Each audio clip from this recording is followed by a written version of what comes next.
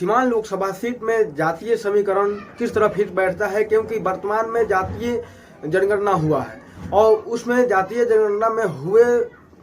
उसके जनगणना के आधार पर हम देखेंगे कि इसमें लोकसभा में वोटों की संख्या पूर्व से कितनी होती आ रही है, क्योंकि वर्तमान में तो इसे स्पष्ट रूप से नहीं जारी किया गया है वोटरों की संख्या, किंतु इस आधार पर हम लोगों के द्वारा लगाया जा सकता है कि कितना होगा, क्योंकि सीवान लोकसभा सीट जो है वो शहाबुद्दीन साहब के नाम के चलते बहुत ही हॉट है। और बिहार की राजनीति हो या सीवान की राजनीति, बिना शहाबुद्दीन साहब के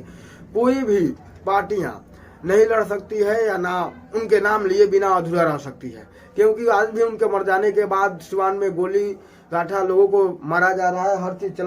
चल रहा है, लेकिन शहाबुद्दीन साहब का नाम विरोधियों के द्वारा लिया जाता है, क्योंकि बिना उनके मुस्तकबिल के किसी का वजूद नहीं रह सकता है। तो बात यह है कि हम जातीय वोटरों की बात करेंगे तो यहाँ पर मुसलमानों की जो संख्या है लगभग 3.5 लाख से ऊपर है, वो भी कब 2011 से पहले से जो वोटर लिस्ट में नाम चिन्हित किए गए हैं, यानी कि उसमें ऐड किए गए हैं उस समय के आधार पर। जबकि सिंह जातियों की संख्या जो सिंह टाइटल लगाते हैं उनकी 2,08,735 के समथिंग है, ऊपर नीचे हो भी सकता है, एकदम एक्यूरेट नहीं हो सकता है।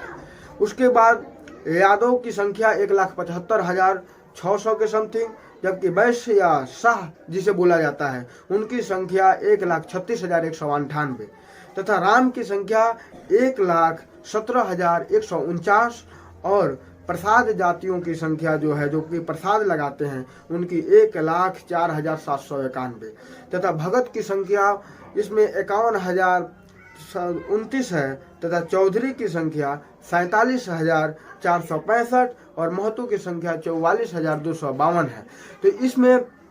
सबसे ज्यादा कोई शक नहीं है, मुसलमानों की संख्या सबसे ज्यादा है। और वर्तमान में उसके बाद जिस तरह से बताया जाता है कि मुसलमानों का जो जनसंख्या है सबसे तेजी से बढ़ता है, तो वोट भी तो तेजी से बढ़ता होगा, क्योंकि जनसंख्या तेजी से सिर्फ थोड़ी ना बढ़ेगा, वो वोटर लिस्ट में भी तो उसका नाम दर्ज होगा, वोट में भी तब्दील होगा। उस आधार पर देखें तो मुसलमान की जनसंख्या ज्यादा तो है और इसमें भी संख्या में भी बहुत ज्यादा वृद्धि हो गई होगी। इस आधार पर हम कह सकते हैं कि सबसे ज्यादा मुसलमान पहले भी थे और आज भी सीवान लोकसभा सीट में है। लेकिन बात यह है कि शहाबुद्दीन साहब के बिना सीवान की राजनीति अधूरी, या किसी पार्टियों का यह भी मानना है या प्रत्याशियों का भी। तो सीवान में जो शहाबुद्दीन साहब के मरने के यानी वफात के बाद जो उनकी मैडम हिना साहब चुनाव लड़ रही हैं, उनमें सभी लोगों को, केवल सीवान ही नहीं, सभी लोगों की आस्था है और सभी लोग यह चाहते हैं और दुआ भी है कि हर लोग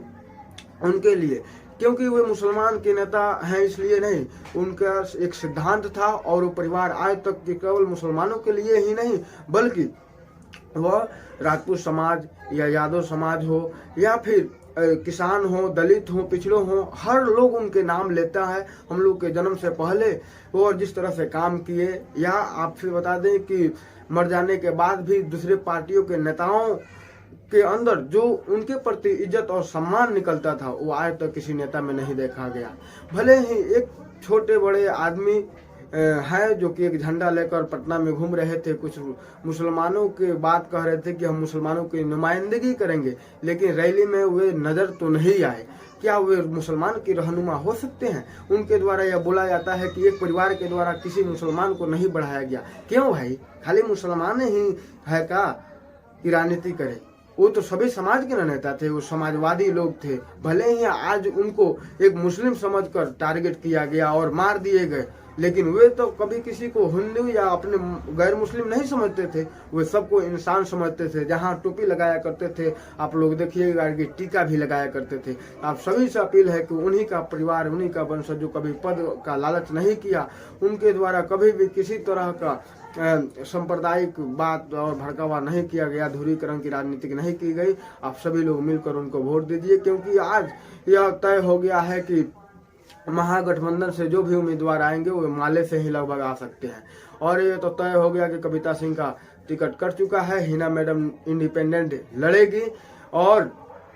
दूसरा एक रमेश कुशवाहा है वो आ रहे हैं जेडीयू से। तो आप सभी लोगों को मिलकर हिना मैडम को मजबूत करना है और सभी लोग, पूरा बिहार ही नहीं, सीवान इनके लिए हमेशा तत्पर